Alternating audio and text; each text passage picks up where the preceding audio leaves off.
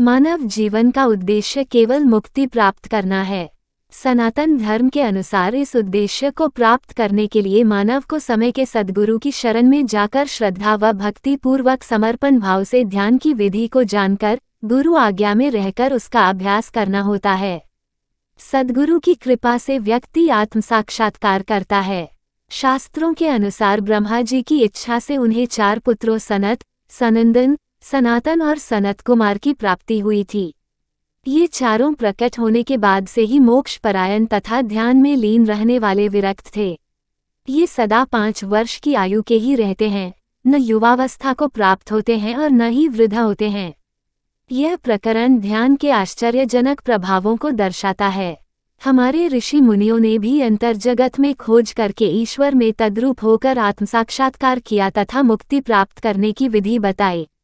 आज के समय में पुनः मेडिटेशन ध्यान द्वारा शरीर पर होने वाले आश्चर्यजनक लाभप्रद प्रभावों को महसूस किया जा रहा है तथा इसे जीवन पर्यंत लेने वाली दवा लाइफ टाइम मेडिसिन के तौर पर अनुमोदित किया जा रहा है। वैज्ञानिक इसके प्रभावों के कारण को जानने में प्रयासरत हैं। यह अनुमान लगाया जा रहा है कि तीसरा नेत्र, जिसे हम शिव नेत्र अथवा आज्ञा चक्र कहते हैं, का संबंध पीनियल ग्रंथि से है। मानव में यह लगभग 8 मिलीमीटर की होती है तथा मस्तिष्क में गोलार्ध के केंद्र में स्थित रहती है। यह विश्वास किया जा रहा है कि यह भौतिक तथा आध्यात्मिक के बीच की कड़ी है तथा अलौकिक शक्तियां अर्जित करने के लिए महत्वपूर्ण है। पीनियल अंतःस्रावी ग्रंथि मेलाटोनिन नामक स्राव उत्पन्न करती है।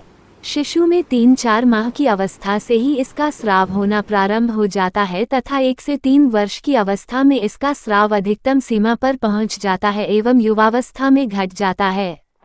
यह क्रम यह दर्शाता है कि मेलाटोनिन यौवन विकास प्रतिरोधी है। मेलाटोनिन सोने जगाने को चक्र सर्केडियन रिदम को भी नियंत्रित करता है।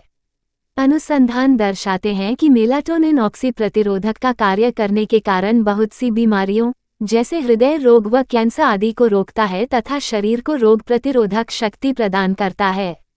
अल्जाइमर रोग में मेलाटोनिन स्राव घट जाता है। वैज्ञानिक तीसरे नेत्र के कार्य करने तथा उसके द्वारा अलौकिक शक्ति प्राप्त करने के वैज्ञानिक प्रमाण की खोज में लगे हैं, जबकि हमारे ऋषि मुनियों महर्षियों ने ध्यान व भजन सुमिरन के द्वारा तीसरे नेत्र को सक्रिय करके अलौकिक शक्तियां तथा आत्मसाक्षात्कार प्राप्त करने की विधि आज से हजारों वर्ष पूर्व ही बता दी है।